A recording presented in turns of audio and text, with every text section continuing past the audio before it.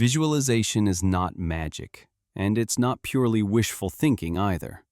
It's a cognitive process with measurable effects on the brain, and understanding what actually happens when you close your eyes and imagine something is the first step toward knowing when it might help you and when it won't. When you visualize something, you're not just daydreaming in some vague, abstract way. You're activating many of the same neural structures that would fire if you were actually perceiving the thing you're imagining.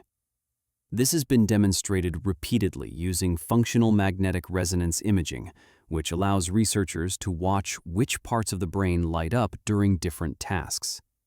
When someone imagines a visual scene, the primary visual cortex, the same region that processes information from your eyes, shows increased activity.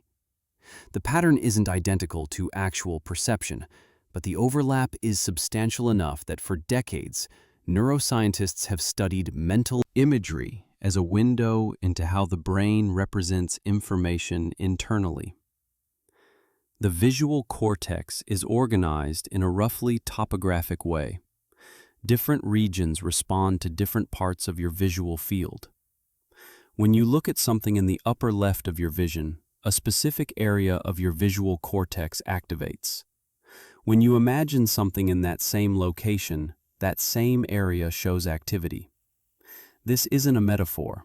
The brain is genuinely constructing a spatial representation, drawing on stored information about shapes, colors, spatial relationships, and movement patterns. It's pulling from memory and recombining elements in real time, which is why visualization often feels effortful. You're doing cognitive work. But not everyone experiences this the same way. Some people report extraordinarily vivid mental imagery. They can visualize a beach scene and practically feel the sand and hear the waves, see the colors of the sunset in rich detail. Others report essentially no visual imagery at all. This condition, called aphantasia, affects somewhere between 2 and 5% of the population, though estimates vary because the condition wasn't widely studied until recently. People with aphantasia can still think about visual concepts. They know what a beach looks like. They can describe one, but they don't see it in their mind's eye because functionally, they don't have a mind's eye in the traditional sense. This matters because much of the enthusiasm around visualization assumes everyone has access to the same internal experience.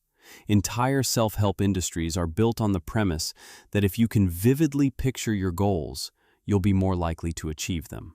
But if a significant portion of the population has minimal or no visual imagery, and yet many of those people are perfectly successful, it suggests that whatever benefits visualization offers, they're not universal, and they're not the only path to effective cognition. The variation in imagery vividness exists on a spectrum. Most people fall somewhere in the middle, with the ability to generate mental images that are clear enough to be useful, but not photographically detailed. This vividness can be measured, somewhat crudely, using self-report questionnaires like the Vividness of Visual Imagery questionnaire, which asks people to imagine scenarios and rate how clearly they can see them. The reliability of self-report is always a concern, because people might not have a good reference point for what counts as vivid. But combined with neuroimaging data, a reasonably consistent picture emerges. People who report vivid imagery show stronger activation in visual processing areas. People who report weak imagery or none at all show less activation or activation in different regions entirely. There's also a distinction between object imagery and spatial imagery. Object imagery refers to the vividness of shapes, colors, and details. Spatial imagery refers to the ability to mentally manipulate objects, rotate them, understand their relationships in three-dimensional space. Some people are strong in one domain and weak in the other. An architect might have exceptional spatial imagery, able to mentally rotate a building and understand how rooms connect, but not necessarily see it in full color with rich texture. Someone else might visualize a vivid red apple, but struggle to imagine rotating it. These differences have implications for how people use visualization effectively. If you're naturally strong in spatial imagery, mentally rehearsing a physical task that involves movement through space, like a gymnastics routine or a surgical procedure, might feel intuitive and useful. If you're strong in object imagery, visualizing a finished painting or a specific facial expression might help you plan your approach. And if you have aphantasia, you might rely more on verbal strategies, talking yourself through steps, or on procedural memory, repeating physical movements until they're automatic, without ever generating a mental picture. The brain's ability to simulate sensory experiences extends beyond vision. You can imagine sounds, which activates auditory cortex. You can imagine textures and movements, which activate somatosensory and motor regions. Some musicians with strong auditory imagery report being able to hear entire symphonies in their heads with startling clarity. The composer Beethoven continued writing music after losing his hearing, presumably relying on auditory imagery built from years of prior experience. The accuracy of this imagery, the degree to which it captures the real complexity of sound, varies from person to person, but the underlying mechanism is consistent. The brain is running a simulation using the same neural hardware that processes real input. This simulational capacity is drev, evolutionarily speaking. It's probably adaptive to be able to imagine what might happen without having to experience it directly. If you can mentally simulate walking across a frozen river and predict where the ice might crack, you can avoid danger without trial and error. If you can imagine how a tool might work before you build it, you save time and resources. Mental imagery is, in this sense, a form of internal modeling. It allows for planning and problem-solving in a low-stakes environment. But simulation is not the same as reality, and this is where things get complicated. The brain can construct an image, but that image is based on incomplete and often biased information. Memory is reconstructive, not a perfect recording. When you visualize a past event, you're not playing back a video. You're rebuilding it from fragments, filling in gaps with plausible details, some of which may be wrong. When you visualize a future event, you're extrapolating from past experience and current knowledge, which may or may not match what actually happens. The fidelity of mental imagery also depends on attention and cognitive load. If you're tired, distracted, or anxious, your ability to generate and maintain clear mental images decreases. This makes sense. Visualization requires working memory, the cognitive system that holds and manipulates information temporarily. Working memory has limited capacity. If it's occupied with other tasks, there's less room for imagery. This is one reason why visualization exercises often emphasize finding a quiet space and minimizing distractions. It's not mystical, it's practical. You need cognitive resources available. There's also the question of control. Some mental images pop into your head unbidden. Intrusive thoughts, flashbacks, and spontaneous daydreams happen without conscious intent. Other images are deliberately constructed. You decide to visualize something and then work to build and maintain that image. The degree of control people have over their mental imagery varies. Some find it easy to summon a specific image and hold it steady. Others find their mental images slippery, constantly shifting or fading. This controllability is separate from vividness. You can have vivid but uncontrollable imagery, or weak but highly controllable imagery. Understanding these mechanisms matters because it helps separate the plausible from the implausible. If someone claims that visualization works because it sends vibrations into the universe or aligns your energy with your desires, you can set that aside. There's no evidence for that, and no mechanism that would make it coherent. But if someone claims that visualization works because it activates relevant neural pathways, primes certain cognitive processes, or helps you plan more effectively, that's testable. That's grounded in what we know about how brains function. The brain does not distinguish perfectly between imagined and real sensory input, but it does distinguish to some degree. You don't mistake your mental image of a tiger for an actual tiger in the room. There are neural markers that differentiate perception from imagination, likely involving feedback from higher-order brain regions that tag internally generated content as such. But the overlap is sufficient that imagining an action can have downstream effects on the systems that would execute that action. This is the foundation for why motor imagery, specifically, has garnered so much research attention. And that's where the next part of the story begins. The relationship between imagining a movement and actually performing it is one of the most studied and well-supported areas of visualization research. When you mentally rehearse a physical action, you're not just passively thinking about it. You're activating motor circuits in your brain, the same networks that plan and coordinate real movements.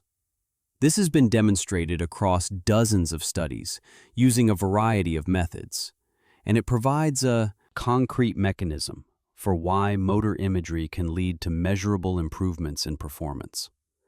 The motor cortex, located in a strip along the top of your brain, contains neurons that fire when you execute specific movements. If you flex your right hand, a particular cluster of neurons in your left motor cortex activates. If you imagine flexing that hand without actually moving it, many of those same neurons fire, though typically with less intensity. This activation extends beyond the motor cortex to include the premotor cortex, which is involved in planning movements, the supplementary motor area, which sequences actions, and even the cerebellum, which fine-tunes coordination and timing. The discovery that imagined movements recruit real motor pathways came from multiple converging lines of evidence. Early studies measured muscle activity during motor imagery using electromyography, which records electrical signals in muscles. When people vividly imagined moving a limb, researchers detected faint muscle activations, too weak to produce visible movement, but clear enough to confirm that the motor system was engaged. Later, neuroimaging studies using PET scans and functional MRI showed overlapping brain activation patterns during real and imagined movements. Transcranial magnetic stimulation studies, which can momentarily disrupt activity in specific brain regions, found that interfering with motor cortex activity impaired both movement execution and motor imagery, suggesting they rely on shared neural substrates. This overlap explains why motor imagery can serve as a form of practice. When you imagine performing a skill, you're strengthening the neural pathways involved in that skill. The strengthening happens through the same mechanisms that underlie physical practice. Repeated activation increases synaptic efficiency, refines timing, and solidifies the motor program. The effect is weaker than physical practice because there's no sensory feedback, body confirming what happened. No opportunity to correct errors based on how the movement actually felt, and less overall neural activation. But it's not zero, it's something. Athletes have used mental rehearsal for decades, and controlled studies have tried to quantify how much it helps. A meta-analysis published in the early 2000s, synthesizing results from dozens of studies, found that motor imagery produced small to moderate improvements in performance, though the size of the effect varied depending on the task. For skills that are heavily cognitive, like deciding which chess move to make or planning a sequence of actions, imagery was more helpful. For skills that require precise physical execution, like landing a gymnastics dismount or shooting a basketball, imagery helped but was less effective than physical practice. The type of imagery matters. First-person imagery, where you imagine the movement from your own perspective as if you were doing it, activates motor regions more strongly than third-person imagery, where you watch yourself from an external viewpoint like a spectator. This makes intuitive sense. When you imagine seeing yourself perform, you're engaging more visual and spatial processing. When you imagine the felt sense of performing, the kinesthetic experience of your muscles contracting and your body moving through space, you're engaging motor and somatosensory systems more directly. One study with pianists illustrates this nicely. Researchers had pianists physically practice a piece, mentally practice the same piece, or do no practice. After several days, those who physically practiced showed the most improvement. Those who mentally practiced showed improvement as well, less than the physical group, but significantly more than the control group. Brain imaging during mental practice revealed activation in motor areas, and the degree of activation correlated with how much individuals improved. The pianists who engaged motor circuits most strongly during imagery were the ones who benefited most. There's also evidence that combining mental and physical practice can be more effective than either alone. This is sometimes called mixed practice.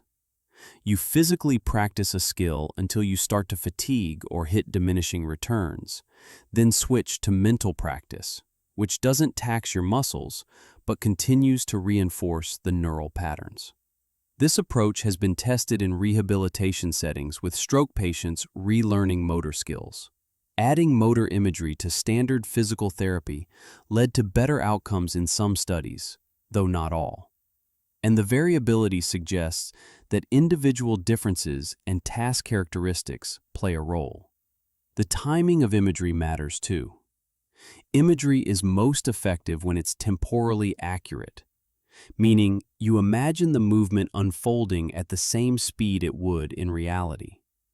If you mentally rehearse a tennis serve, but imagine it happening in slow motion or much faster than real time, the neural patterns don't match what your motor system needs to execute the actual movement. Studies have shown that athletes who can accurately match the timing of their imagery to real performance benefit more than those whose imagery timing is off. Another key factor is expertise. Motor imagery seems to be more effective for people who already have some experience with the skill. This makes sense because imagery draws on stored motor representations. If you've never thrown a javelin, you don't have a detailed motor program for that action stored in your brain, so imagining it will be vague and unlikely to engage the right neural circuits. But if you've thrown a javelin hundreds of times, your brain has a rich, detailed representation of that movement, and imagining it can activate and refine that representation. This is why motor imagery is often recommended as a supplementary tool, not a replacement for physical practice, especially in the early stages of learning. Beginners need sensory feedback. They need to feel what happens when they move incorrectly and adjust based on that information. Imagery can't provide that. But once someone has developed basic competence, imagery becomes a useful way to continue practice when physical practice isn't possible, when you're injured, when equipment isn't available, or when you've already physically practiced to the point of fatigue. There's also research on action observation, which is related but distinct. Watching someone else perform a movement activates your motor system as well, through what are sometimes called mirror neurons, though that term is controversial and probably oversimplifies a complex system. The basic finding is robust. Observing actions engages motor circuits, and this can facilitate learning. Some training programs combine observation and imagery. You watch an expert perform a skill, then immediately close your eyes and imagine yourself performing it. This leverages both the visual information from observation and the motor engagement from imagery. Interestingly, motor imagery doesn't just affect the brain. It can produce small but measurable changes in the body. Studies have shown that consistent motor imagery can slow muscle atrophy during immobilization. If your arm is in a cast and you can't move it, regularly imagining moving it can reduce the amount of strength you lose compared to doing nothing. The effect is modest, but it's real, likely because the neural signals during imagery produce some degree of muscle activation and maintain neural connectivity. There are limits, though. Motor imagery won't make you stronger in the way that resistance training does. It won't build muscle mass or increase cardiovascular capacity. It won't teach your body to handle impacts or develop the calluses and adaptations that come from repeated physical stress. What it does is maintain and refine motor patterns, keep neural pathways active, and reinforce the cognitive aspects of movement, like sequencing, timing, and coordination. Some researchers have explored whether imagery can help with pain management during physical activity. The idea is that if you imagine moving without pain, you might reduce the anticipatory anxiety that can make pain worse or lead to movement avoidance. The evidence here is mixed. Some studies suggest benefits, others don't, and it's unclear whether any positive effects come from imagery specifically or from the broader relaxation and cognitive restructuring that often accompany imagery interventions. The practical takeaway is that motor imagery works through a specific, identifiable mechanism. It's not magic, and it's not placebo, though expectancy can amplify its effects. It's neural activation. When you imagine moving, you're running a simulation in the motor system, and that simulation has consequences for how well you can execute the real movement later. The effects are modest, variable, and dependent on how you do it, but they're real. And understanding that mechanism lets you use imagery more strategically. You can focus on first-person, kinesthetically rich, temporally accurate mental rehearsal of movements you already partially know, and you can use it to supplement, not replace, physical practice. That's where motor imagery earns its place as a legitimate tool, grounded in neuroscience, not wishful thinking. There's a fundamental difference between imagining yourself succeeding and imagining yourself doing the work that leads to success. This distinction has been studied extensively, and the results consistently show that these two types of visualization produce different cognitive and behavioral outcomes. Understanding why this happens requires looking at how the brain responds to different kinds of mental simulation and what those simulations prime you to do afterward. Process. Simulation, sometimes called process-focused imagery, involves mentally rehearsing the specific steps you'll take to accomplish something. If you're preparing for a presentation, process simulation means imagining yourself reviewing your notes, organizing your thoughts, practicing your delivery, walking to the podium, making eye contact with the audience, and moving through each section of your talk. It's concrete, action-oriented, and focused on behavior. Outcome simulation, by contrast, involves imagining the end result. You picture yourself finishing the presentation to applause, feeling relieved and proud, receiving positive feedback. You imagine success, the emotional payoff, the achievement itself. This is what most people mean when they talk about visualization in a self-help context. Picture your goal, see yourself winning, feel what it will be like to succeed. The research shows that process simulation tends to improve performance, while outcome simulation often does not, and in some cases may actually impair performance. This finding has been replicated across different domains: academic performance, health behaviors, job searches, athletic performance, and more. The pattern is consistent enough that it's not a fluke, and the explanations for why this happens point to distinct psychological mechanisms. One of the most cited studies in this area was conducted by Shelley Taylor and Leanne Pham in the 1990s.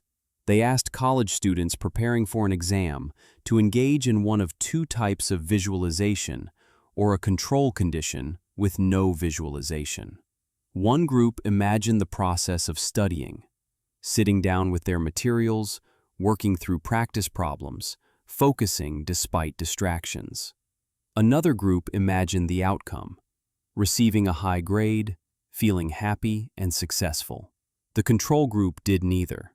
The students who engaged in process simulation studied more hours, started earlier, and ultimately scored higher on the exam, compared to both the outcome group and the control group.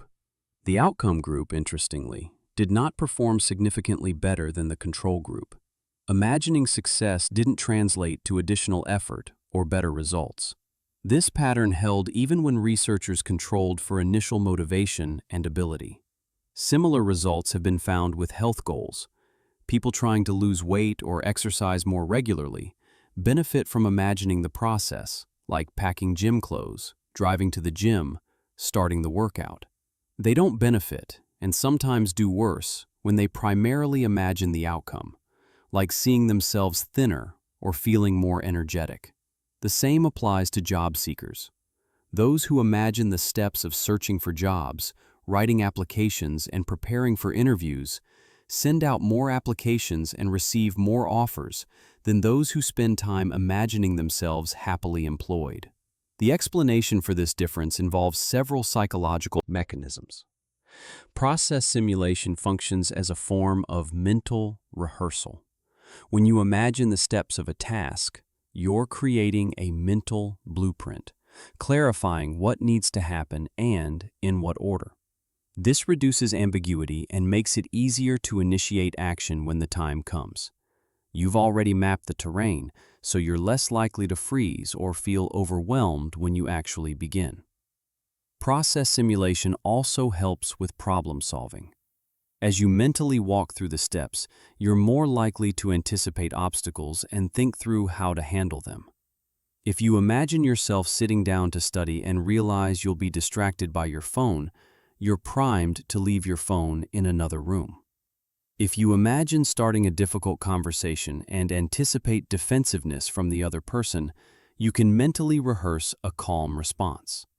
This kind of anticipatory planning is valuable, and it emerges naturally from process-focused imagery.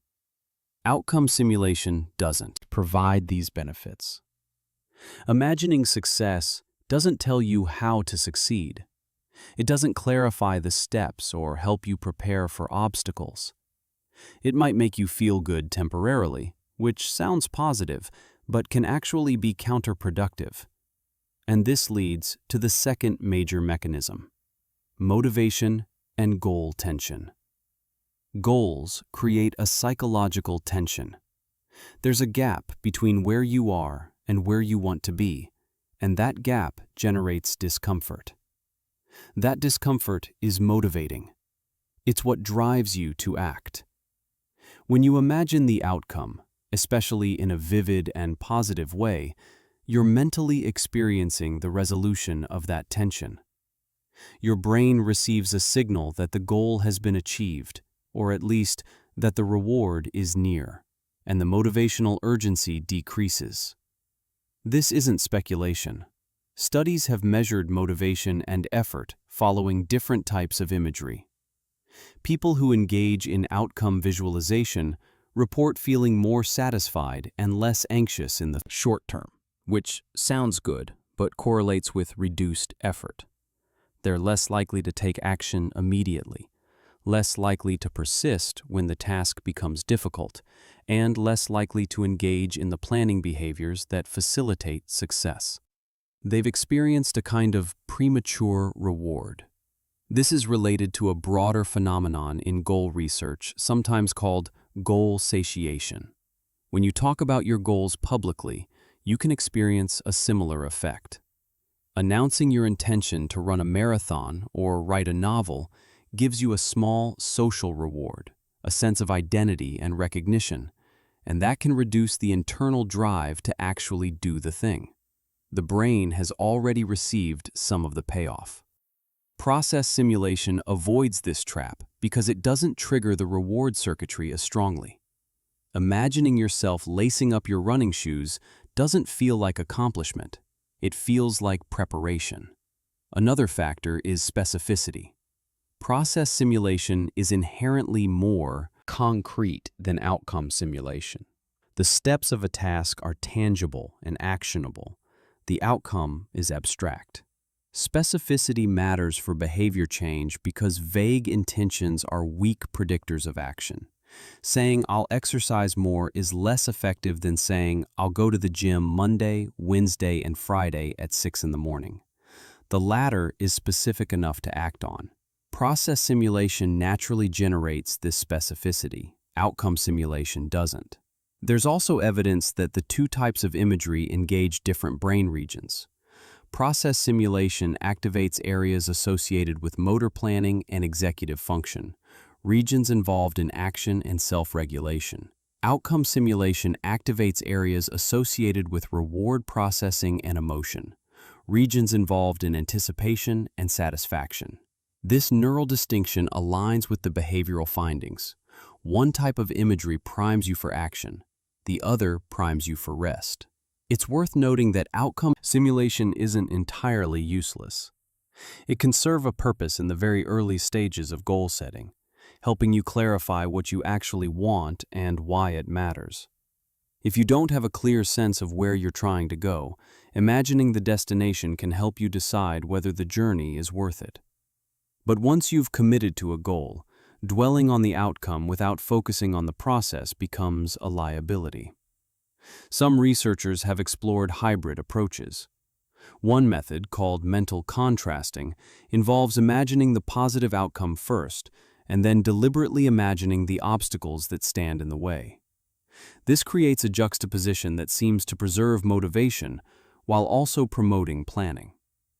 The contrast highlights the gap between current reality and desired future, which sustains goal tension, and it prompts problem-solving by bringing obstacles to mind. Studies suggest this approach can be more effective than either pure outcome imagery or pure process imagery alone, though the evidence is still developing. The practical implication is straightforward. If you're going to use visualization, focus on process. Imagine the actions you'll take, not just the results you want. Walk yourself through the steps. Anticipate challenges. Mentally rehearse solutions. This kind of imagery is cognitively productive. It prepares you to act and increases the likelihood you'll follow through. Imagining success might feel good, but feeling good is not the same as moving forward. And if the goal is actual achievement, not just temporary emotional satisfaction, the research is clear. Process beats outcome nearly every time. Visualization might work not because imagining something makes it more likely to happen in some direct causal way, but because imagining something changes what you believe is likely to happen, and those beliefs influence your behavior.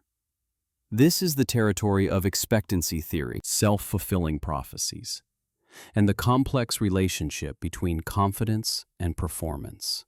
The mechanism here isn't about mental rehearsal or motor activation.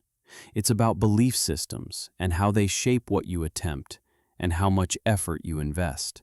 Expectancy theory, developed primarily in organizational psychology, proposes that motivation depends on three factors: the belief that effort will lead to performance, the belief that performance will lead to outcomes, and the value placed on those outcomes. If you don't believe your effort will matter, you won't try as hard.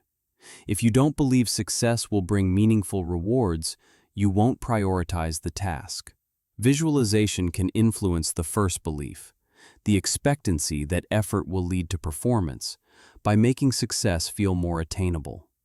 When you visualize yourself succeeding at something, you're creating a mental precedent. Your brain processes imagined experiences with some of the same structures that you're posted at, uses for real memories. If you've vividly imagined giving a successful presentation multiple times, the experience begins to feel familiar. Familiarity reduces anxiety. It makes the scenario feel less foreign, less threatening. You approach the real situation with more confidence, and confidence affects performance. The link between confidence and performance is well documented, though not straightforward. In some domains, confidence helps because it leads to greater effort, persistence, and willingness to take risks. A basketball player who believes they'll make the shot is more likely to take the shot in the first place, practice more diligently, and maintain focus under pressure. A job applicant who believes they're qualified is more likely to apply for competitive positions, present themselves assertively in interviews, and negotiate for better terms. But the relationship isn't linear. Overconfidence can be detrimental. If you believe you'll succeed without adequate preparation, you might not put in the necessary work. If you believe you're better than you actually are, you might ignore feedback, fail to adapt, and plateau. The optimal level of confidence is probably slightly above what's strictly justified by past performance, enough to motivate action and reduce anxiety, but not so high that it leads to complacency or recklessness. Visualization can nudge confidence in either direction. If you imagine success in a way that feels plausible, grounded in realistic assessment of your skills and the demands of the task, it might boost confidence to an adaptive level. If you imagine success in a way that's disconnected from reality, wishful rather than evidence-based, it might inflate confidence beyond what's helpful. Self-fulfilling prophecies complicate this further.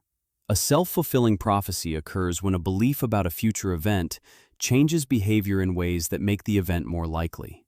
If a teacher believes a student is gifted, teacher might provide more attention, encouragement, and challenging material, which helps the student excel, confirming the initial belief. The belief wasn't accurate at the outset, but it became accurate because it shaped behavior. Visualization can function as a self-fulfilling prophecy if it changes your behavior in goal-relevant ways. If imagining success makes you more likely to practice, seek out opportunities, or persist through setbacks, then the visualization contributes to success indirectly through these behavioral changes. The causal chain is belief to behavior to outcome, not belief to outcome directly. This matters because it means the effectiveness of visualization depends heavily on what you do after you visualize. If visualization increases confidence and that confidence leads to more effort, it helps. If visualization increases confidence, but that confidence leads to less effort because you feel like you've already succeeded, it hurts. The same mental exercise can have opposite effects depending on the downstream behavioral consequences. There's also the question of attribution. When someone visualizes success and then succeeds, they might attribute the success to the visualization, reinforcing the belief that visualization works. This creates a feedback loop. Belief in visualization leads to visualization practice, which might increase confidence and effort, which might lead to success, which strengthens belief in visualization. The person ends up convinced that visualization is powerful, even if the real drivers were confidence and effort, which could have been generated through other means. Placebo effects operate on similar principles. A placebo works not because the inert substance has active ingredients, but because the belief that it will work triggers real physiological and psychological changes. Expectation of pain relief can activate endogenous opioid systems, reducing pain. Expectation of improved performance can reduce anxiety and increase motivation, improving performance. The expectation is doing the work, not the substance. Visualization might function as a kind of cognitive placebo. If you believe it will help, and that belief increases your confidence, reduces your anxiety, or motivates you to prepare more thoroughly, then it does help, but through expectancy, rather than through any special property of mental imagery itself. This isn't to dismiss the effect. Expectancy effects are real and can be powerful. But it does mean that visualization isn't inherently effective. Its effectiveness depends on the context, the person's belief system, and what behaviors those beliefs produce. Some studies have tried to disentangle these mechanisms by manipulating what people believe about visualization. In one study, participants were told either that visualization was scientifically proven to enhance performance, or that it was just a relaxation technique with no performance benefits. Both groups visualized, but the group told it would enhance performance showed greater improvement. The content of the visualization was the same. The difference was the expectation. This suggests that at least some of the benefit comes from believing visualization works, not from the visualization itself. It's a meta-belief effect. You do the thing because you think it will help, and thinking it will help makes you approach the task differently. You're more motivated, less anxious, more willing to invest effort. But expectancy can't explain everything. Motor imagery, discussed earlier, produces measurable neural activation in motor systems even when people don't believe it will improve performance. The brain activity is there regardless of expectation. So there are likely multiple pathways through which visualization can influence outcomes. Some are expectancy-based, some are neural rehearsal-based, and some might involve other mechanisms entirely. The challenge is that in real-world settings, these mechanisms are tangled together. When an athlete uses visualization before a competition, they're probably activating motor pathways and increasing confidence and reducing anxiety all at once. Trying to isolate which mechanism is doing the most work is difficult, and the answer probably varies by individual and situation. One practical implication is that if you're going to use visualization, it might help to believe it will work, but not so strongly that you substitute it for actual preparation. The belief should enhance your effort, not replace it. This is a delicate balance, and it's easy to tip too far in either direction. Too little belief, and you won't bother visualizing, or you'll do it half-heartedly. Too much belief, and you might visualize instead of practicing, mistaking mental activity for productive work. Another implication is that visualization is not universally effective across all people. If someone is naturally skeptical, highly analytical, or has had experiences where visualization didn't help, they might not experience the same expectancy-based benefits. For them, other strategies might be more effective. Verbal self-instruction, for example, or concrete planning, or social accountability. There's no single tool that works for everyone, and visualization is no exception. The role of confidence in all of this is central but complex. Confidence isn't just a feeling. It's a prediction about the future based on past experience, current skill level, and assessment of task demands. Visualization can update that prediction by providing a simulated experience of success. But if the simulation is too disconnected from reality, the updated prediction will be wrong. Accurate confidence is more valuable than inflated confidence, even though some degree of positive bias seems to be motivating for most people. The research on self-fulfilling prophecies also shows they have limits. Believing you'll win a race doesn't make you faster if you haven't trained. Believing you'll ace an exam doesn't compensate for not knowing the material. Expectancy can enhance performance within the range of your actual capability, but it doesn't create capability where none exists. Visualization as expectancy manipulation is most useful when you already have the skills and need a psychological boost to deploy them effectively under pressure. So visualization can work through belief, and belief can change behavior, and behavior can change outcomes. But the chain is contingent at every step. The belief has to produce the right behavioral changes, and those changes have to align with the demands of the task. When it works indirectly, through the psychology of motivation and confidence.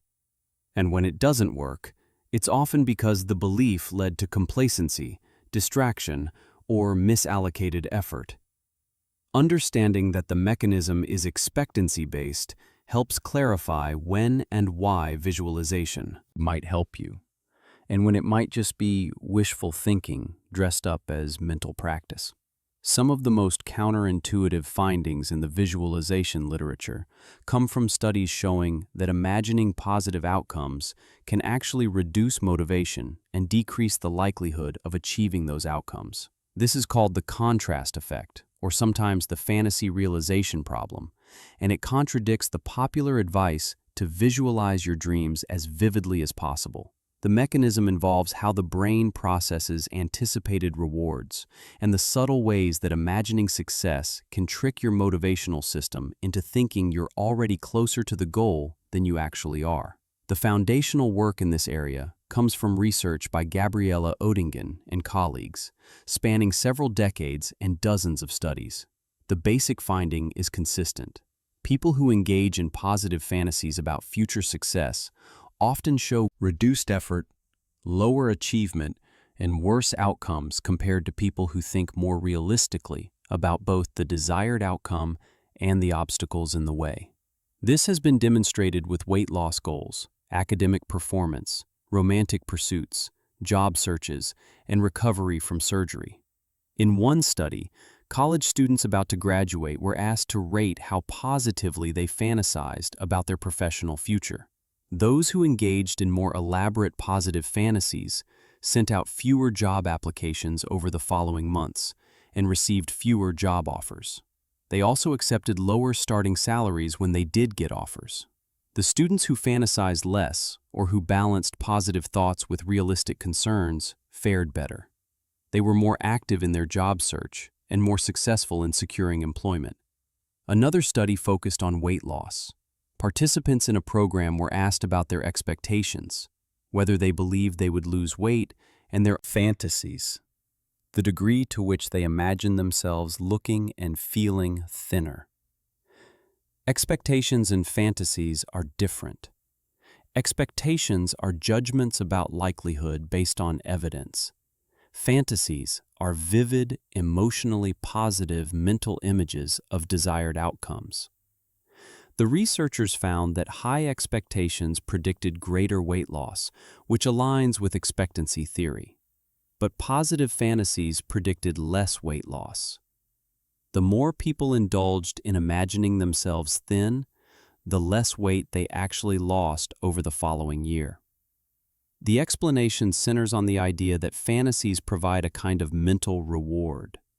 When you vividly imagine a desired outcome, especially with rich emotional detail, your brain's reward system responds as if the outcome has moved closer. You experience a small hit of satisfaction. The anticipated pleasure of achieving the goal becomes partially available right now through imagination. This feels good in the moment, but it reduces the psychological tension that drives goal-directed behavior. Goal pursuit requires maintaining a sense of discrepancy between where you are and where you want to be. That gap creates discomfort, and discomfort motivates action.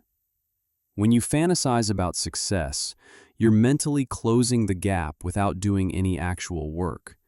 The discomfort eases. The motivational energy dissipates. You feel as though you've made progress when you haven't. The result is reduced effort, less persistence, and lower achievement. Neuroimaging studies have provided some support for this mechanism. When people imagine receiving rewards, brain regions associated with reward processing, including parts of the striatum and prefrontal cortex, show activation. The pattern isn't identical to receiving a real reward, but there's enough overlap that the brain treats anticipated rewards as partially real. This is adaptive in some contexts. Anticipation of reward can sustain motivation through delayed gratification.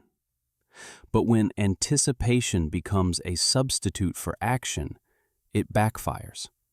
There's also evidence that positive fantasies lower physiological arousal. Studies measuring blood pressure found that people who engaged in positive fantasies about success showed lower systolic blood pressure afterward compared to baseline. Lower arousal might sound good, but in the context of goal pursuit, arousal is energy. It's the physiological readiness to act. If you're relaxed and content because you've been imagining success, you're less primed to exert effort. This is distinct from optimism.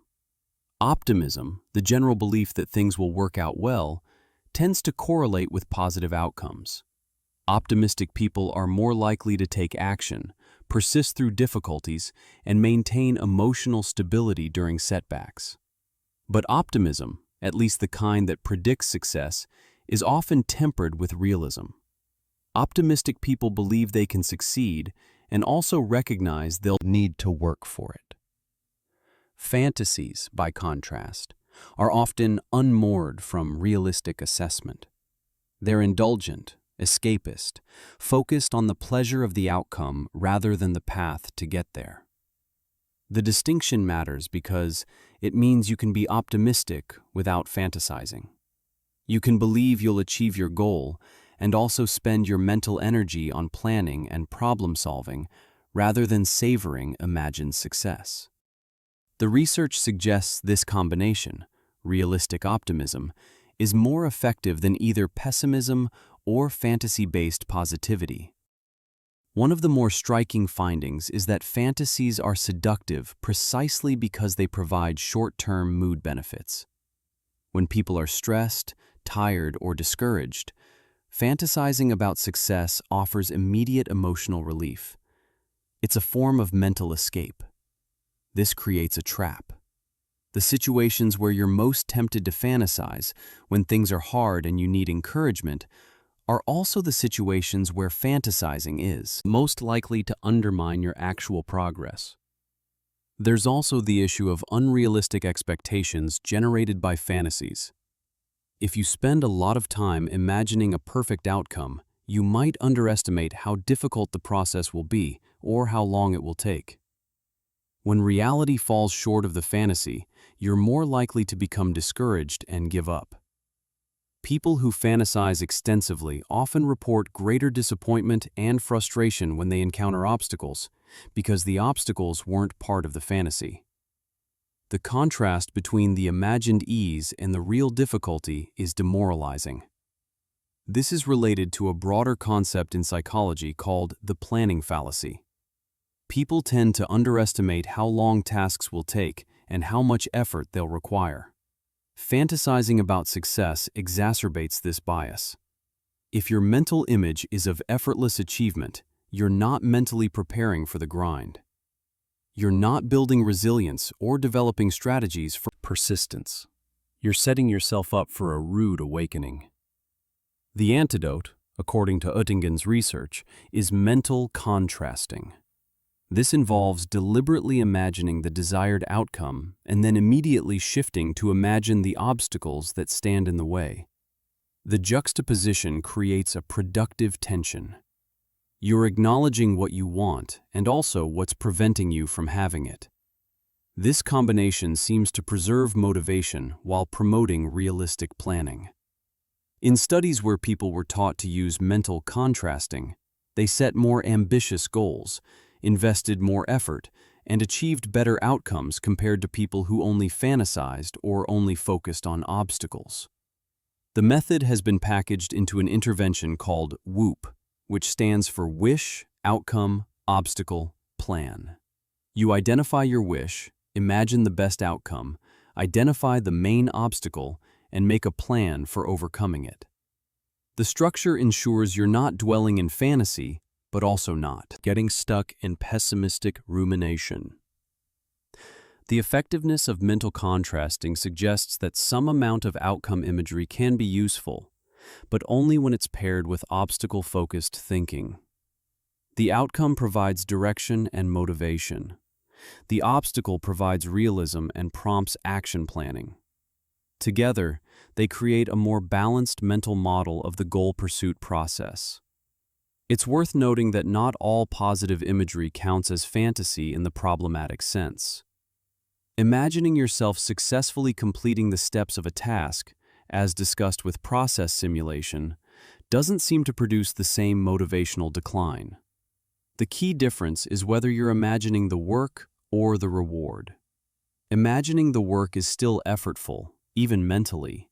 It doesn't provide the same hedonic payoff. Imagining the reward, especially in vivid, emotionally rich detail, is where the trouble starts. There are individual differences in susceptibility to the fantasy effect. People with strong self-regulation skills might be less affected because they're better at maintaining goal focus even after experiencing positive emotions.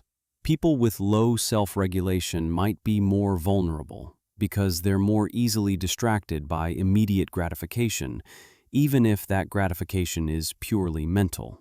Context matters too. If you're already highly motivated and on track toward a goal, a bit of positive fantasy probably won't derail you. It might even provide a pleasant break. But if you're struggling with motivation, procrastinating, or just starting out, indulging in fantasies is more likely to be counterproductive. It's offering you a shortcut to feeling good that bypasses the actual work. The broader implication is that not all forms of positive thinking are created equal. The self-help industry often conflates different practices under the umbrella of positivity, visualization, and manifestation. But the research shows these practices have different effects. Believing you can succeed is helpful. Planning how you'll succeed is helpful. Vividly imagining yourself already successful, basking in the glow of achievement, is often unhelpful. The brain doesn't always distinguish between imagined and real rewards clearly enough to keep motivation intact. And when imagination becomes a substitute for action, visualization stops being a tool and becomes a trap. The mental contrasting approach, particularly as formalized in the WOOP method, represents an attempt to salvage what's useful about visualization while avoiding the motivational pitfalls of pure fantasy. The framework is grounded in research on goal setting, self-regulation, and a cognitive structure called implementation intentions. Understanding how these pieces fit together helps clarify why some structured approaches to visualization seem to work better than unguided daydreaming about success. Implementation intentions are specific plans that link situational cues to goal-directed actions. The format is simple. If situation X occurs, then I will do action Y. These if-then plans have been studied extensively by Peter Gollwitzer and others, and the evidence shows they improve goal attainment across a wide range of behaviors. The mechanism involves pre-committing to an action in response to a specific trigger, which reduces the need for effortful decision-making in the moment. Without an implementation intention, you might have a vague goal like exercise more or eat healthier. And when the relevant moment arrives, you have to consciously decide whether to act on that goal. That decision requires willpower, attention, and motivation, all of which fluctuate throughout the day. If you're tired, distracted, or stressed, you're more likely to choose the easier option, which usually isn't the goal-aligned one. With an implementation intention, the decision is pre-made. You've already committed. If it's Monday morning at 6, then I will go to the gym. When Monday morning arrives, the cue triggers the action automatically, or at least more automatically than it would without the plan. The cognitive load is lower. You're not debating whether to go. You're just executing a preset routine. Research has shown that implementation intentions increase follow-through rates significantly. One meta-analysis found medium to large effects across studies, with people who formed implementation intentions being substantially more likely to act on their goals than people who had the same goals but no specific if-then plans. The effect holds for health behaviors, academic tasks, environmental actions, and many other domains. The key feature is specificity. The cue has to be concrete, a time, a place, a recognizable situation. The action has to be clear and doable. Vague plans don't work. "If I have time" doesn't function as a reliable cue because it's ambiguous and subject to interpretation. 6 in the morning is concrete. Your brain can recognize it and initiate the planned response. Mental contrasting integrates with implementation intentions in a natural way. When you identify obstacles during the contrasting phase, you're essentially identifying the situations where you're most likely to fail. These situations then become the cues for your if-then plans. If I feel too tired to go to the gym, then I will put on my workout clothes anyway and commit to just 10 minutes. If I'm tempted to skip studying, then I will start with just one practice problem. This combination, mental contrasting plus implementation intentions, has been tested in multiple studies. The results consistently show that people who use both techniques outperform those who use only one or neither. The contrasting ensures you're thinking realistically about challenges. The implementation intentions ensure you have a concrete plan for overcoming those challenges. The WHOOP framework systematizes this process. WISH refers to identifying a meaningful, challenging goal. Outcome means imagining the best result if you achieve the goal, which provides motivational direction. Obstacle involves identifying the internal barrier most likely to prevent success. This is crucial. The obstacle has to be internal, something within your control, like a habit, an emotion, or a thought pattern. External obstacles like other people's actions or uncontrollable circumstances are harder to plan around. Plan means forming an if-then intention. If the obstacle arises, then I will take a specific action to overcome it. The structure is designed to balance the motivational benefits of positive imagery with the pragmatic benefits of realistic planning. You're not just fantasizing, and you're not just worrying. You're doing both in a deliberate sequence that channels the energy from the positive imagery into concrete preparation for difficulties. Studies using WHOOP have shown improvements in academic performance, time management, healthy eating, physical activity, and interpersonal goals. In one study with middle school students, those who learned and practiced WHOOP improved their grades more than a control group. In another with adults trying to eat more fruit, WHOOP users consumed significantly more fruit over the following weeks compared to people who only set goals or only fantasized about eating healthier. The method works in part because it makes obstacles salient without letting them become overwhelming. When you identify a single main obstacle and plan for it, you're acknowledging difficulty without catastrophizing. You're treating the obstacle as something manageable, something you can prepare for, rather than an insurmountable barrier. This seems to strike a psychological balance. You're realistic, but not defeated. There's also evidence that the if-then structure automates goal-relevant responses in a way that reduces ego depletion. Ego depletion, though a somewhat controversial concept, refers to the idea that self-control is a limited resource that gets used up throughout the day. If every goal-relevant decision requires active self-control, you'll run out of willpower. But if you've automated the response through an implementation intention, it requires less self-control. The action happens more reflexively. This is particularly useful in high-stress or high-temptation situations. If you're surrounded by unhealthy food and you have to actively resist temptation each time, you'll eventually give in.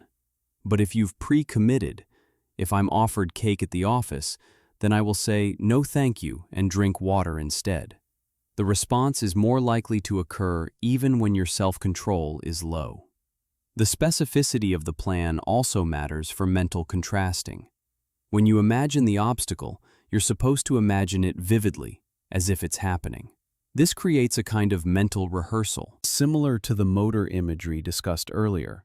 but focused on emotional and cognitive challenges rather than physical movements.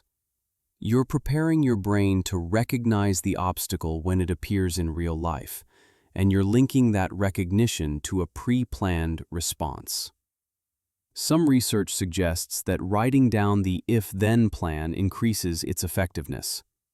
The act of externalizing the commitment, putting it into words on paper, seems to strengthen it. This might be because writing engages additional cognitive processing, or because the written plan serves as a reminder, or simply because people who write things down are more serious about following through.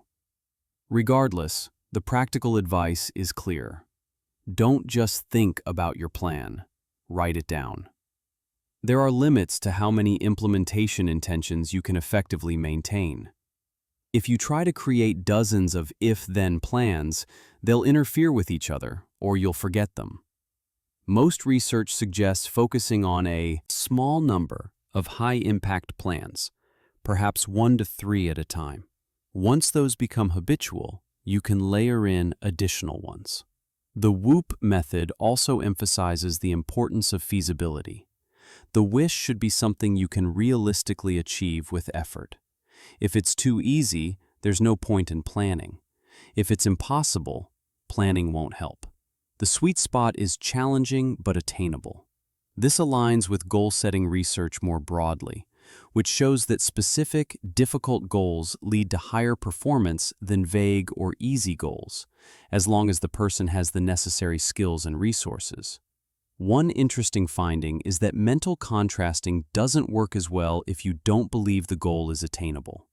If you identify obstacles and conclude they're insurmountable, contrasting can actually reduce motivation rather than enhance it.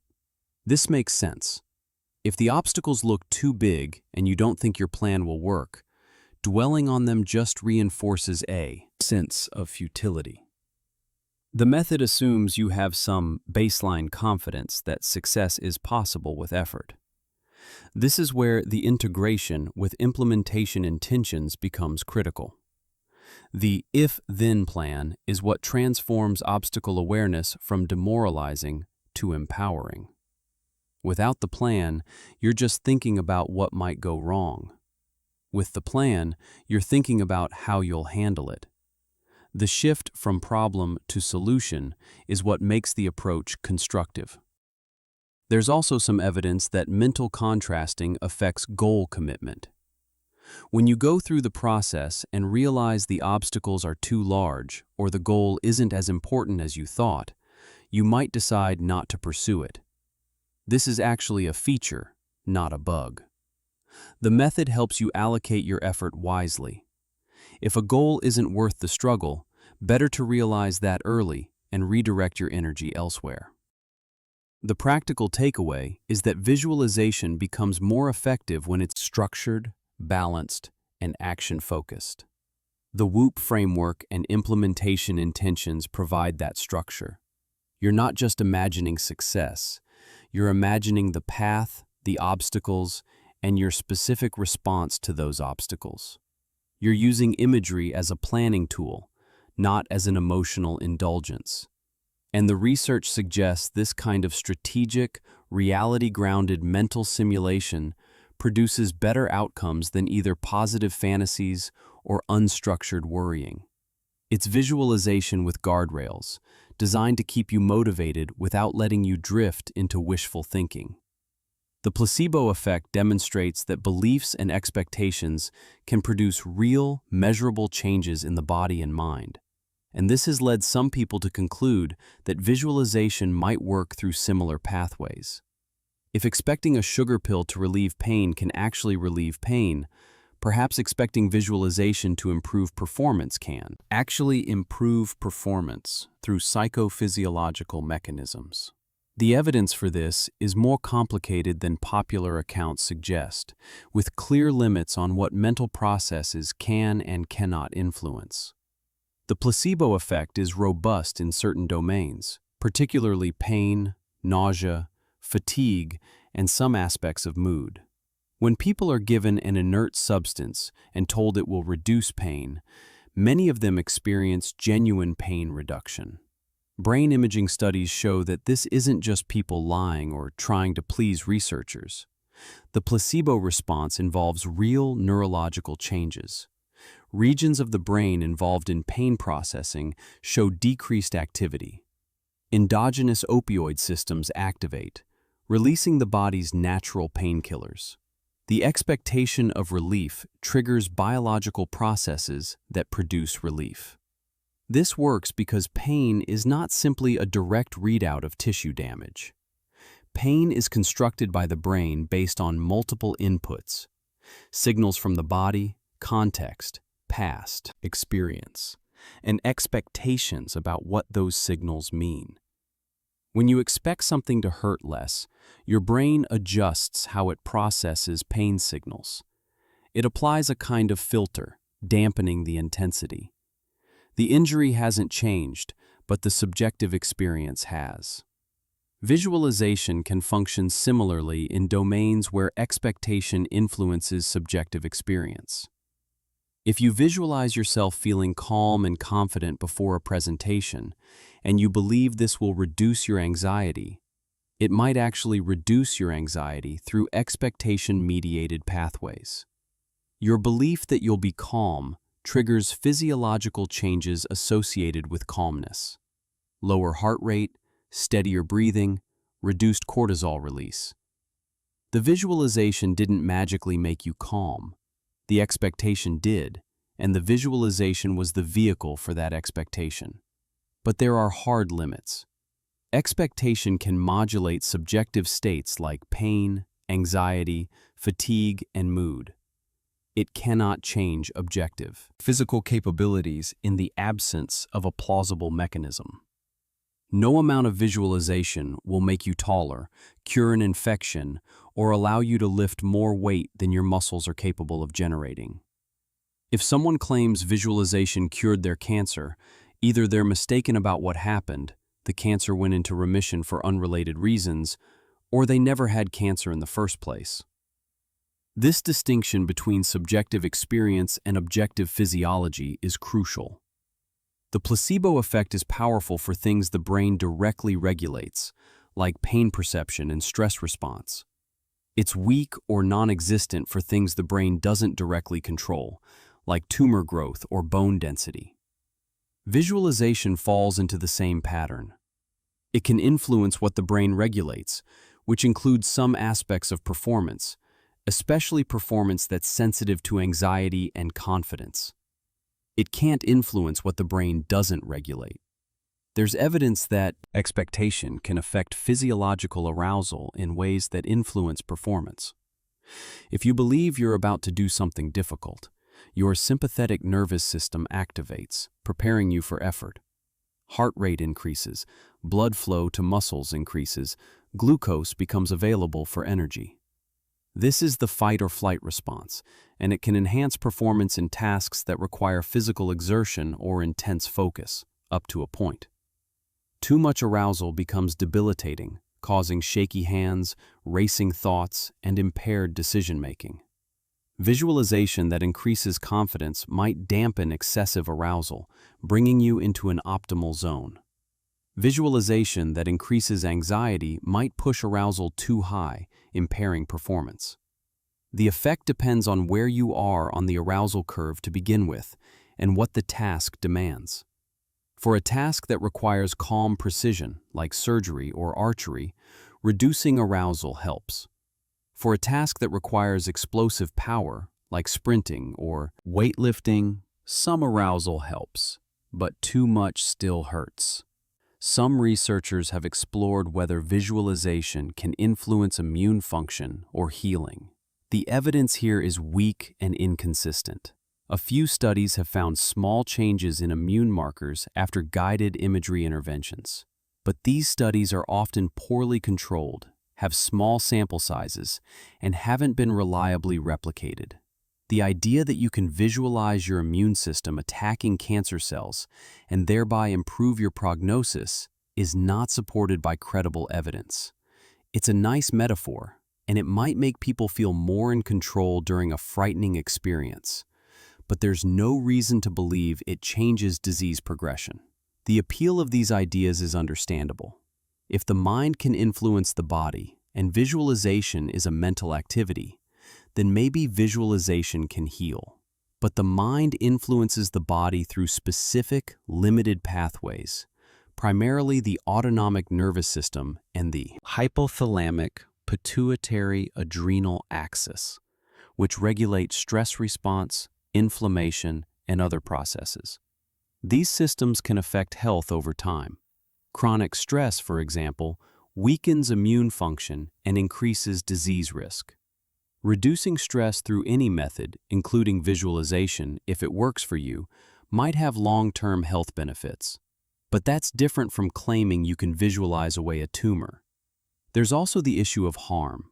When people are told they can heal themselves through positive thinking or visualization, and they don't get better, they often blame themselves.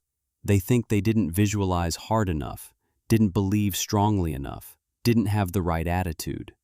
This adds psychological suffering to physical illness. It's cruel, and it's based on a misunderstanding of what minds can and cannot do. The more defensible claim is that visualization might help with stress management, which in turn might support overall health.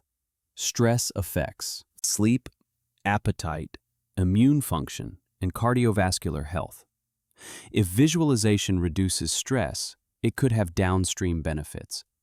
But the mechanism is stress reduction, not some direct mind-over-matter healing power.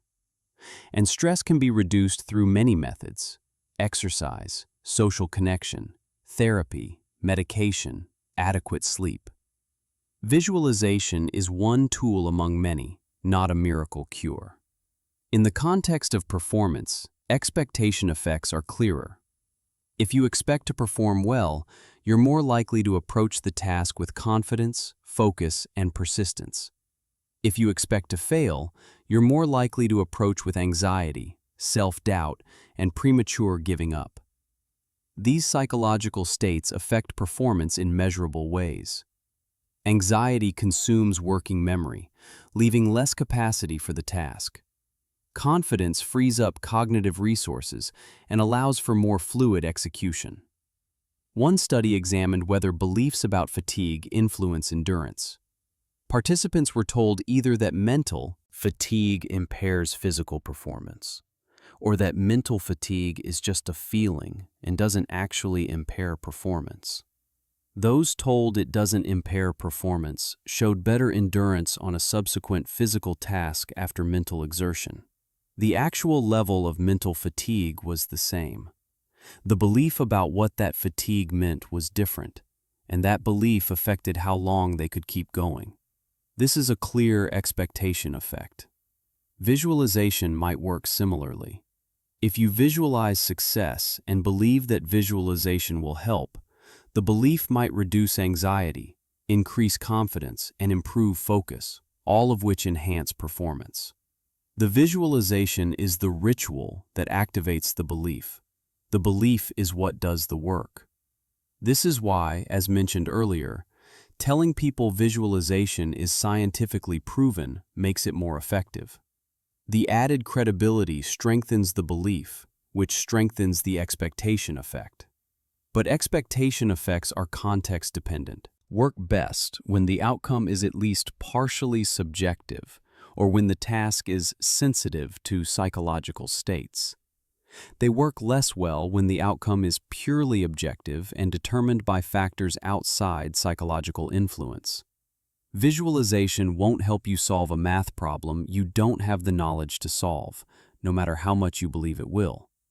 But it might help you perform better on a math test if you already know the material but tend to freeze up under pressure. The broader point is that psychophysiological pathways are real but limited. The mind and body are connected, but the connection runs through specific biological systems with specific functions. Expectation can modulate pain, anxiety, arousal, and other brain-regulated states.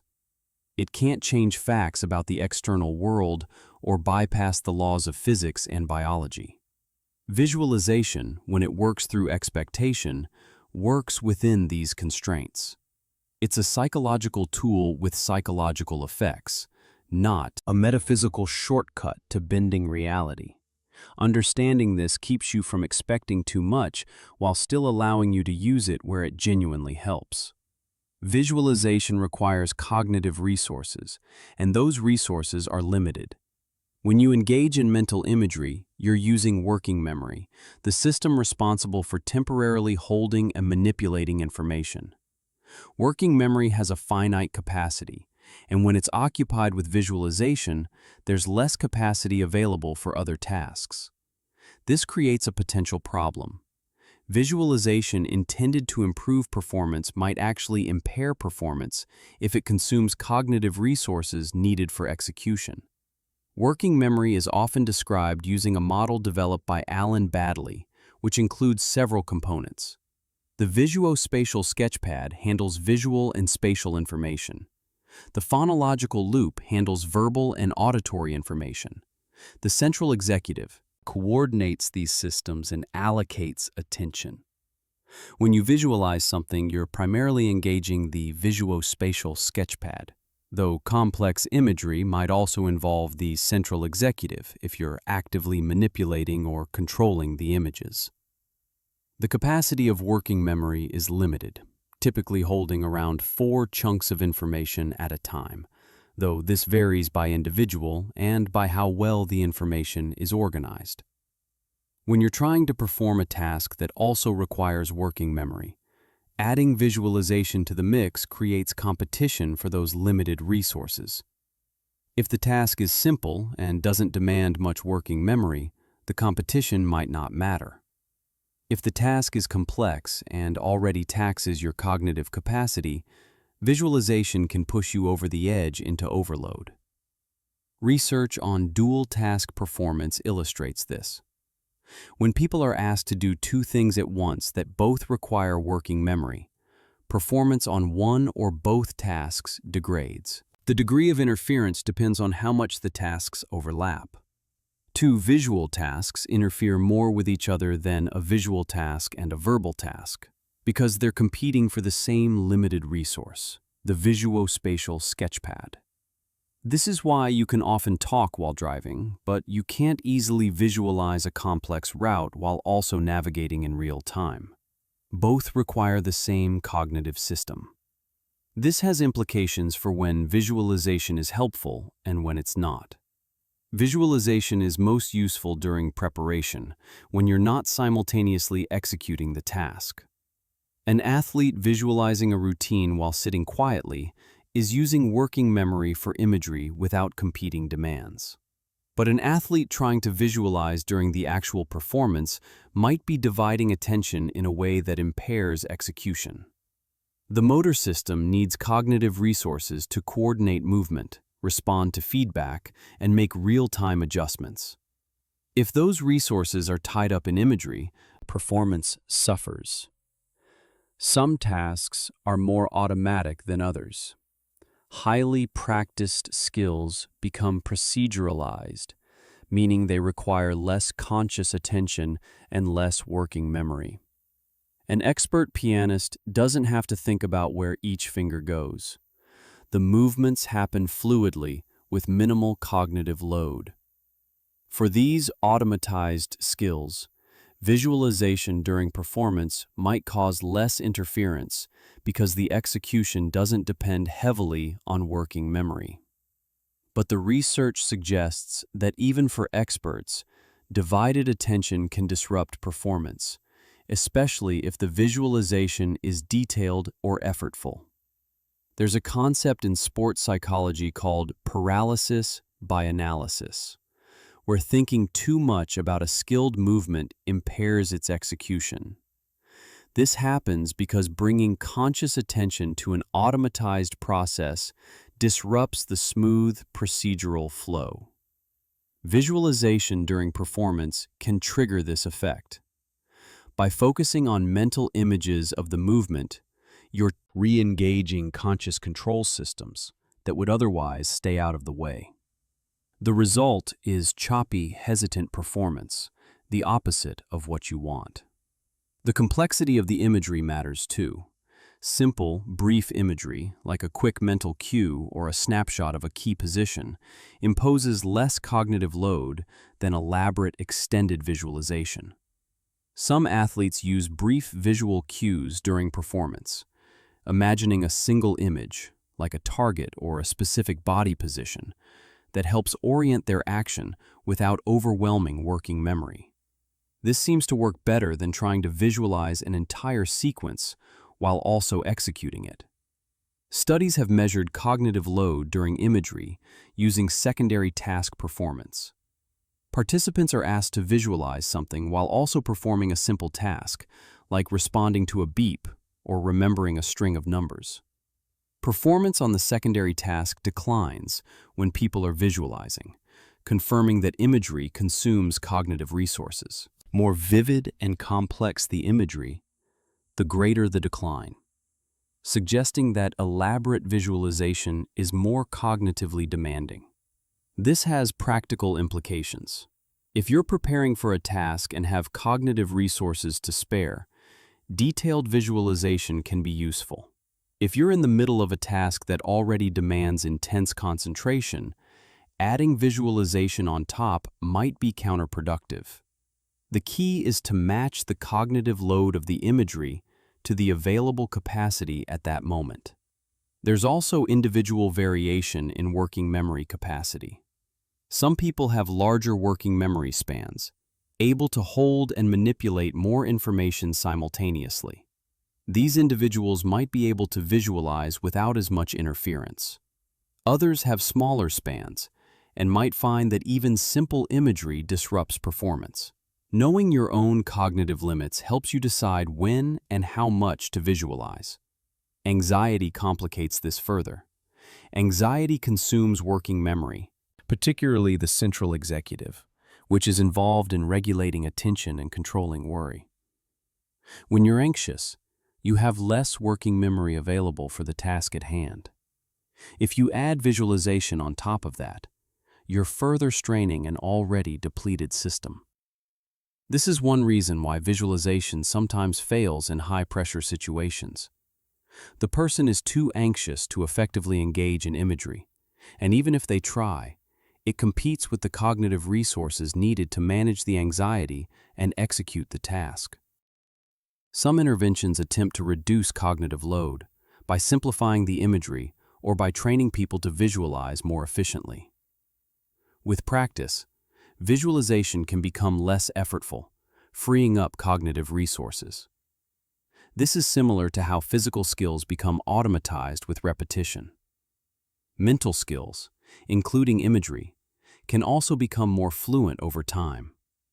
But this requires deliberate practice, not just occasional, casual visualization. There's a distinction between online and offline imagery. Online imagery happens during task execution. Offline imagery happens before or after. The cognitive interference is much greater with online imagery because you're trying to visualize and act simultaneously. Offline imagery doesn't have this problem. You visualize during rest, then execute without trying to maintain the images. This is why most effective uses of visualization involve offline practice, not real-time imagery during performance. Another factor is the match between the imagery and the task demands.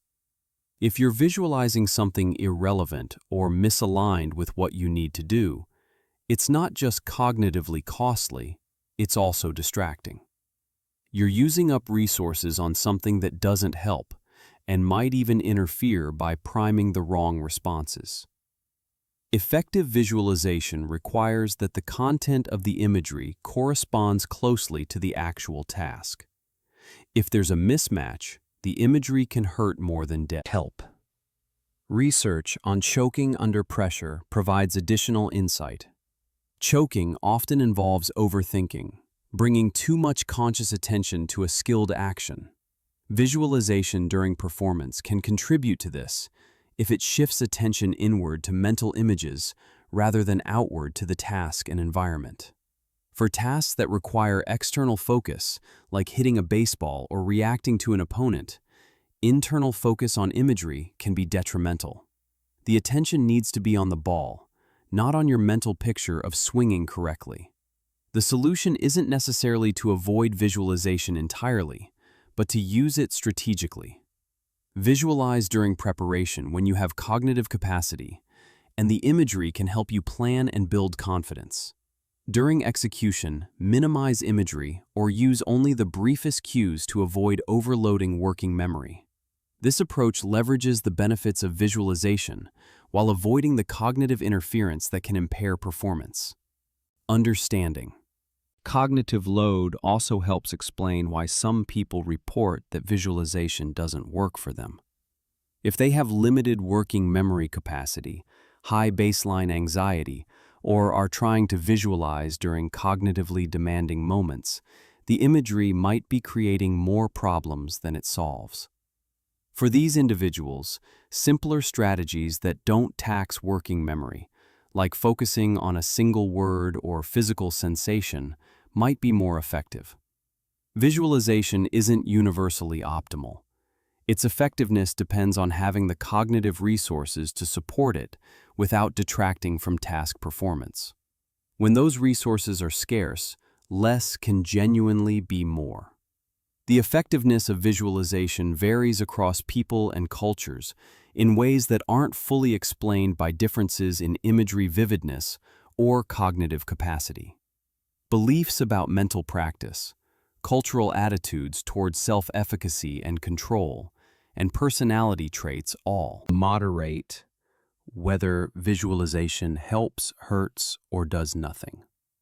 Understanding these moderating factors clarifies why visualization research sometimes produces inconsistent results, and why a technique that works for one person might be useless or even counterproductive for another.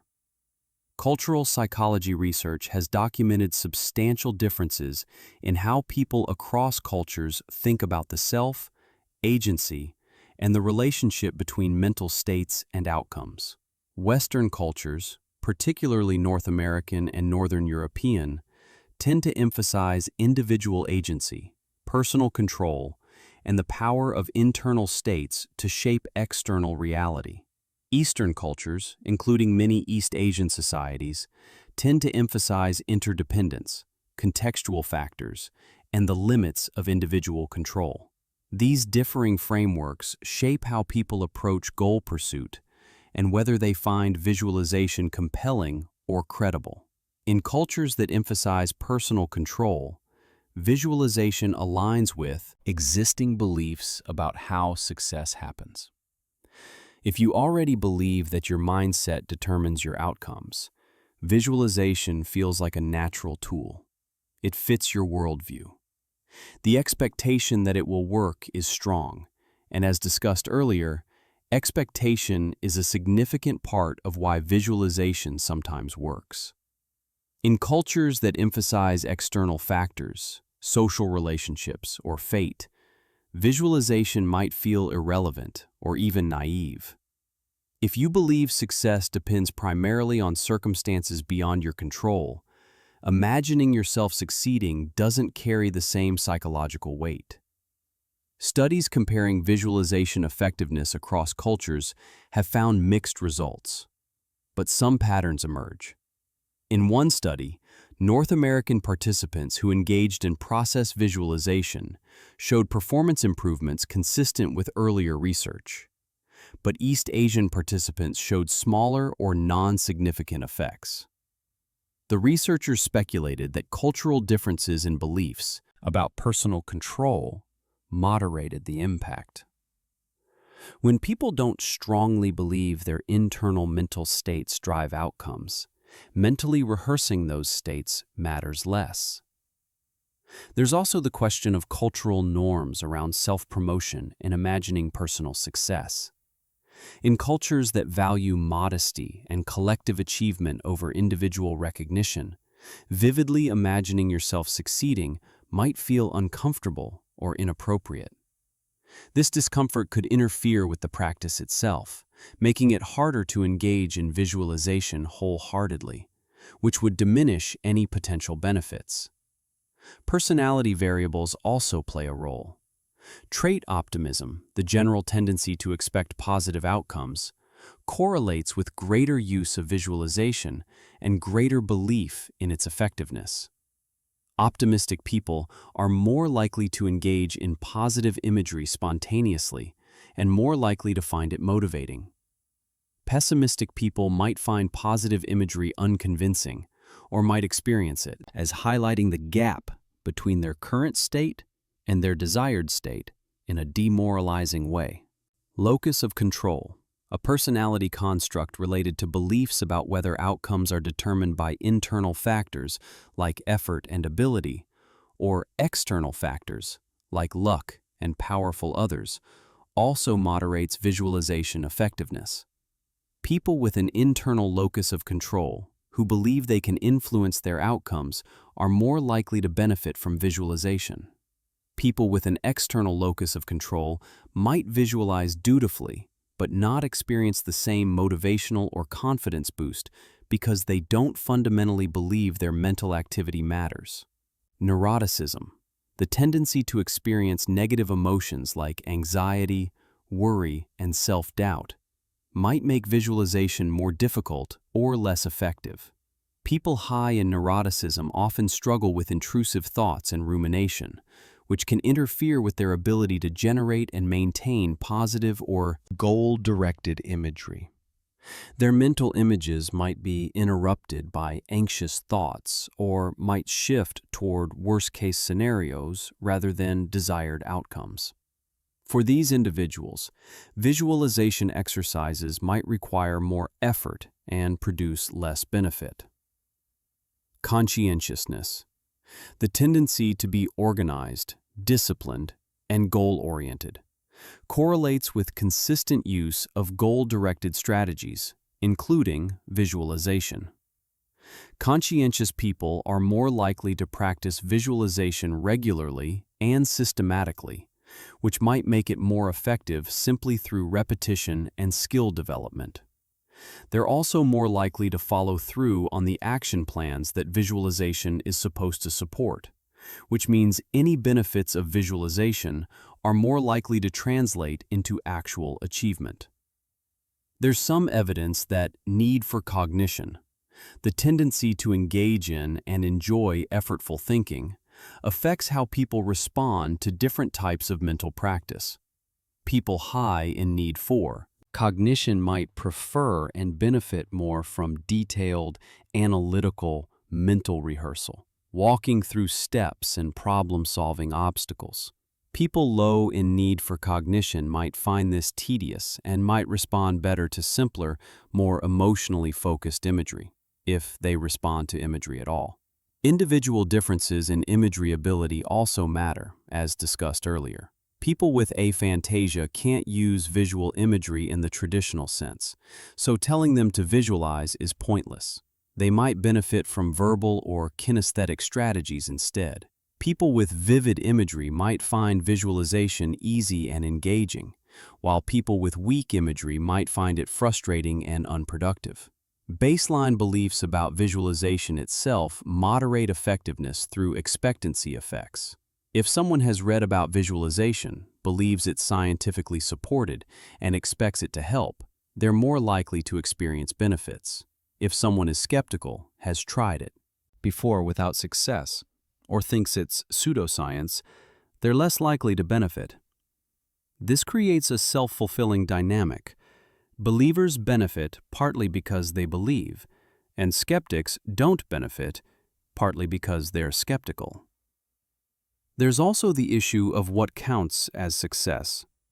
In some cultures, success is defined individualistically: personal achievement, standing out, advancing your career. In others, success is defined collectively: contributing to your family, maintaining harmony, fulfilling social roles. Visualization that focuses on personal glory might resonate in the former context, but feel misaligned in the latter.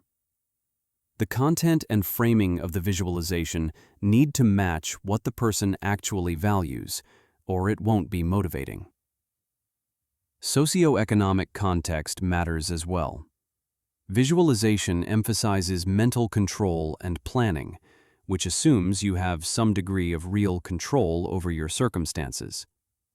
For people facing severe economic hardship, systemic discrimination, or other structural barriers, the idea that imagining success will help achieve it can feel insulting or disconnected from reality. Their outcomes are heavily constrained by factors outside their control. Visualization might still help with the limited aspects they can influence, like maintaining motivation or planning specific actions, but it's not a substitute for addressing the real obstacles they face. Some research has examined whether training and visualization techniques can overcome individual differences. The evidence suggests that practice helps to some degree. People can learn to generate more vivid imagery, control it better, and use it more strategically. But there are limits. Someone with aphantasia isn't going to develop visual imagery through practice. Someone deeply skeptical might remain skeptical even after training, especially if their early attempts don't produce clear benefits. Cultural adaptation of visualization interventions has been explored in some studies. When visualization techniques are framed in culturally appropriate ways, using language and metaphors that resonate with local beliefs, they tend to be more acceptable and possibly more effective. For example, framing visualization as preparation rather than manifestation might work better in cultures skeptical of individualistic self-help rhetoric. Emphasizing collective goals rather than personal achievement might increase engagement in collectivist cultures. Gender differences have also been studied, though the findings are inconsistent. Some research suggests women and men use visualization differently, with women more likely to incorporate emotional and relational content, and men more likely to focus on performance and competition. But these are broad generalizations with substantial individual variation. The more relevant factor is probably whether the content of the visualization aligns with the person's goals and values, regardless of gender. Age might also matter. Younger people, still forming beliefs about themselves and their capabilities, might be more influenced by visualization than older adults with more fixed self-concepts and extensive track records. Alternatively, older adults with more experience might be better at using visualization strategically because they have richer mental models to draw on. The research on age effects is limited and doesn't point to clear conclusions. The broader implication is that visualization is not a one-size-fits-all tool. Its effectiveness depends on fit between the person and the technique, between cultural context and the implicit assumptions of the practice, between personality and the cognitive demands of imagery. For some people, in some contexts, visualization is a useful tool that leverages their strengths and aligns with their beliefs. For others, it's a mismatch, consuming time and energy without producing meaningful benefits. Recognizing this variability helps explain why enthusiastic proponents and harsh critics of visualization can both be partly right. They're often describing different populations having different experiences with the same technique. The evidence on visualization is scattered across different domains, mechanisms, and populations, and pulling it together into a coherent framework requires acknowledging where it works, where it doesn't, and why. Visualization is not a single phenomenon. It's a collection of related practices that engage different cognitive systems, operate through different mechanisms, and produce different outcomes depending on how they're applied.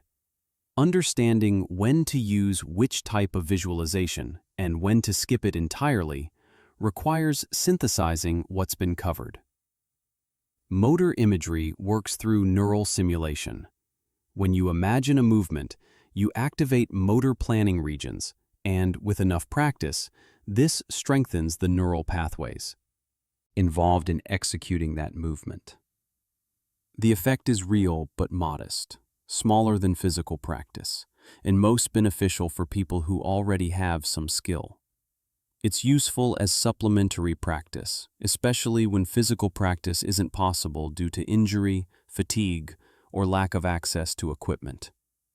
It's less useful for complete beginners who don't yet have motor programs to refine, and it's ineffective if you imagine movements at the wrong speed or from the wrong perspective. First person, kinesthetically rich, temporally accurate imagery produces the best results. Process simulation works through planning and preparation. When you imagine the steps of a task, you're creating a mental roadmap, anticipating obstacles, and priming goal-directed behavior. This increases the likelihood you'll follow through, because you've reduced ambiguity and cognitive load when the moment to act arrives.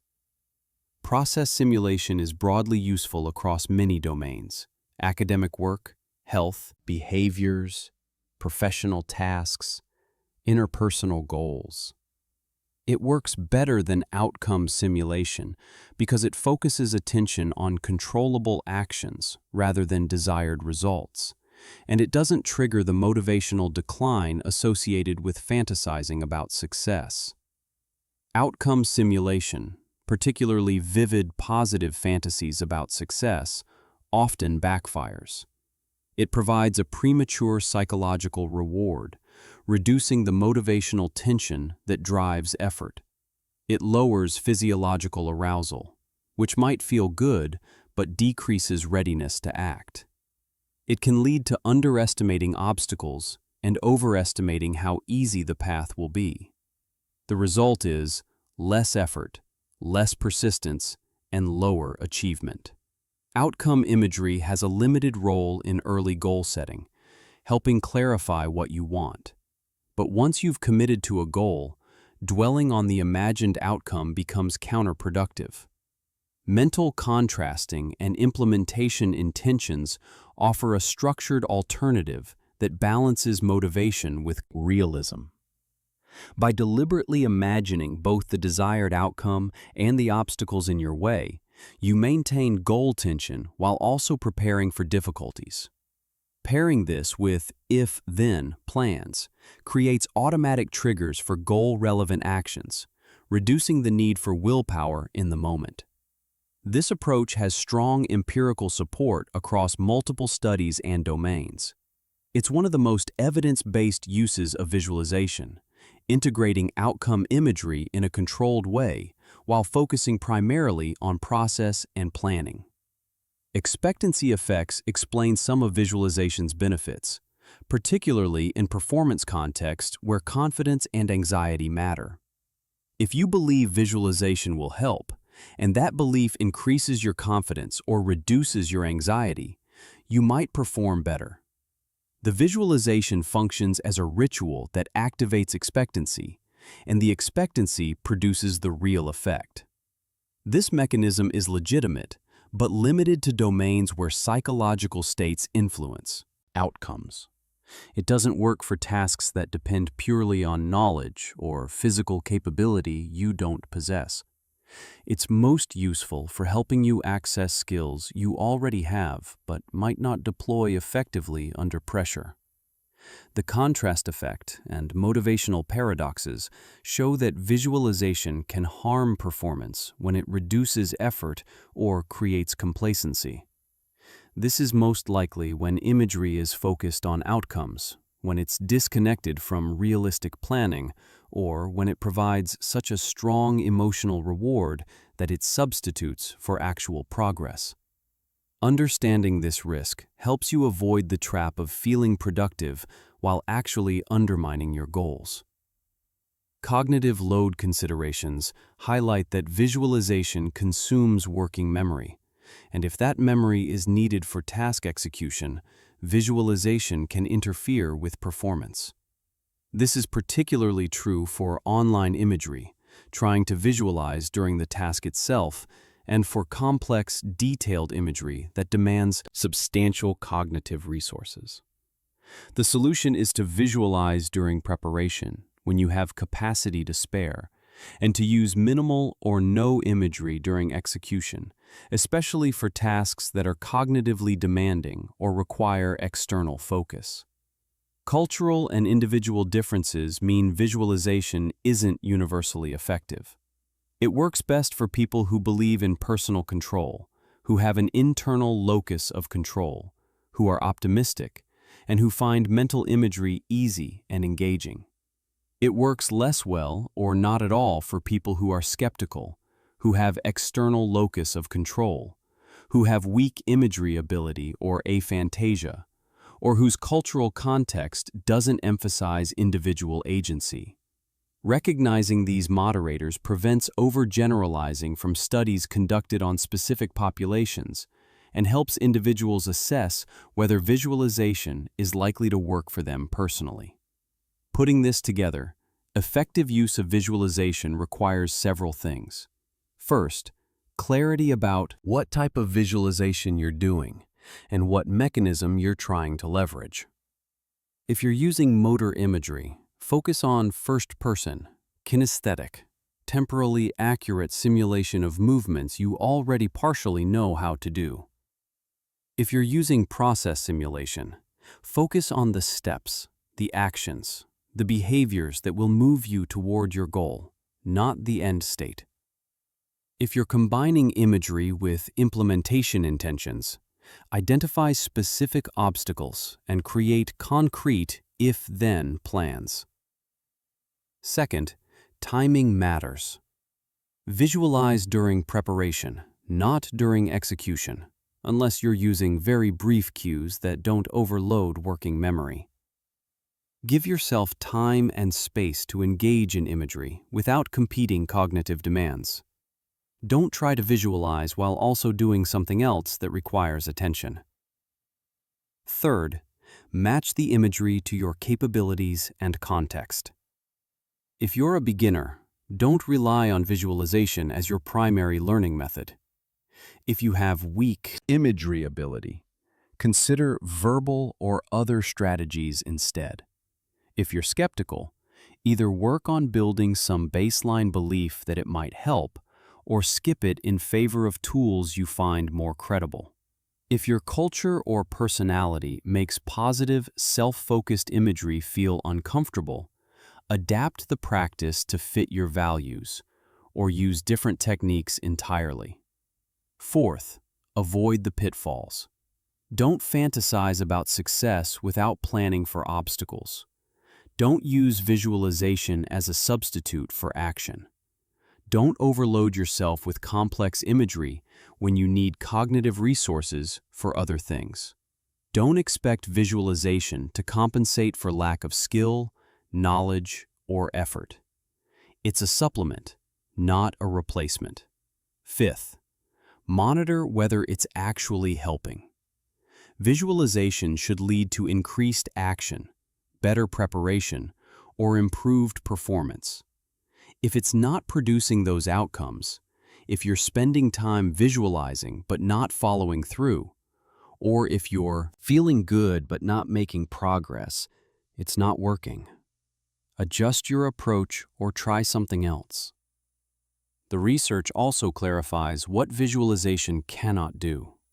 It cannot change external reality directly. It cannot create skills or knowledge you don't have. It cannot overcome structural barriers or bad luck. It cannot heal illness through willpower. It cannot manifest outcomes through magical thinking. The mechanisms through which visualization works, neural rehearsal, planning, expectancy, and implementation intentions, are all grounded in psychology and neuroscience. They operate within the constraints of how brains and bodies actually function. This means visualization is a tool, not a philosophy. It doesn't require you to believe in cosmic forces or energy alignment or the law of attraction. It works, when it works, through mundane mechanisms. Practicing motor patterns, clarifying action steps, boosting confidence, reducing anxiety, automating responses through if-then plans. These mechanisms are valuable, and you can use them strategically without buying into any metaphysical claims. The practical framework that emerges is straightforward. Use motor imagery to supplement physical practice of skills you're learning, focusing on accurate first-person simulation. Use process imagery to plan and prepare for tasks, walking through the steps and anticipating challenges. Use mental contrasting and implementation intentions to maintain motivation while preparing for obstacles. Use brief imagery cues during performance only if they help and don't interfere. Avoid extended outcome fantasies that make you feel good but reduce your drive to act. Recognize your own cognitive and cultural context and adapt or abandon visualization if it doesn't fit. Visualization works when it's the right tool, used the right way, by the right person, in the right context. It's not universally effective, and it's not magic. But it's also not entirely wishful thinking. The line between the two is clear once you understand the mechanisms. Neural rehearsal is real. Planning is valuable. Expectancy matters. Implementation intentions work. These are the pieces that make visualization useful. Everything else, the grandiose claims and mystical promises, is where wishful thinking begins. Knowing the difference lets you use the tool effectively while avoiding the traps that turn mental practice into mental escape.